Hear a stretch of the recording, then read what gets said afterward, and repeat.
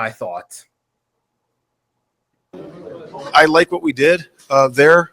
Again, once it's under 7, you're gonna call timeout there, or actually under 12, and then really you don't have an option. Because it's 3rd to 4th, you got to throw it into the end zone then. So to me, it's I think we handled it the right way. I do believe that you just re-rack the play, get it in bounce, and call timeout, and that's why we held it and didn't work.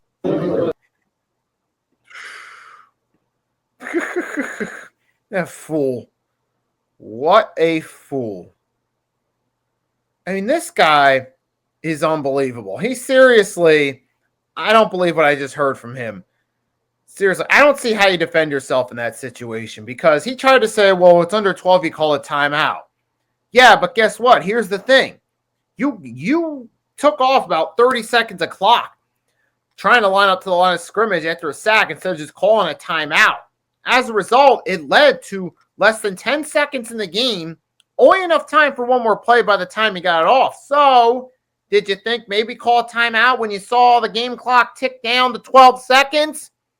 Which means right there he was inconsistent right there with the, well, if it's under 12, you call a timeout. Well, it did get to under 12. You didn't call your timeout, fool. So that's strike 1. Strike number 2, you have a losing record as a head coach. So, in your tenure with the Bears. Strike number 3, you cost yourself any chance you had of possibly tying that game, because you just call a timeout. Well, you have the time to. You have an opportunity to maybe run a pass along the sideline. Try to get something there. Maybe then go for a field goal or try for the end zone. Now, would it have worked? We don't know, but it would have at least had a shot of it working. But this fool made the most. You have a timeout left late in the game, you're losing. Why don't you use it? That's just common sense coaching 101. And I heard on First Take Cam Newton try to defend him by saying, well, it's his first time as a coach, which is ridiculous. Because, yes, it may be your first time as a head coach, but you should know as a coach that when you're down late in the game, you have to use your timeout when you have them. And he didn't even realize that. I mean, that's just complete negligence right there, because we look up negligence in the dictionary. It says failure to act reasonably. And the Chicago Bears, now former head coach, failed to act reasonably on that play right there.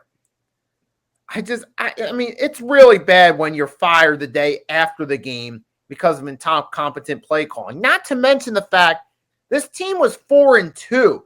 I was, myself included, was coming on here talking about the possibility that this Chicago Bears team could end up being in a division where all 4 teams have a winning record.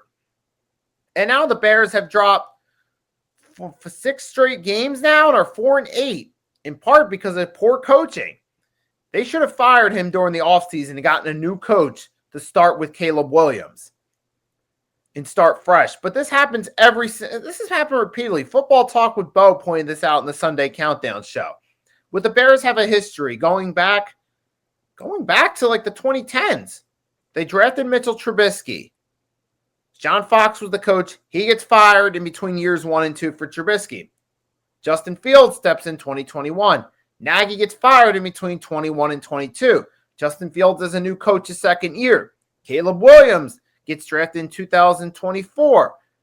Matt Eberflus is the head coach's rookie year. He's been fired before the season's over. He'll have a new head coach his second season.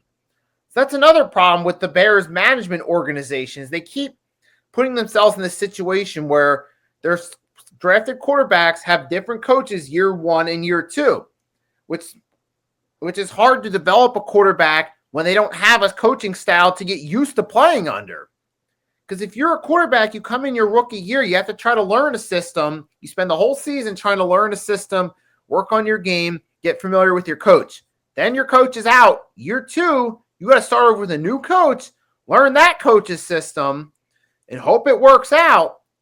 That's not a good recipe for success. It's not a great way to set yourself up with long-term success with a quarterback. And the Bears have a history of doing this recently. Like I said, you go back Trubisky, John Fox, then Matt Nagy. Justin Fields, Matt Nagy, then Matt Eberflus. Now Caleb Williams, Matt Eberflus, and whoever the next head coach will be.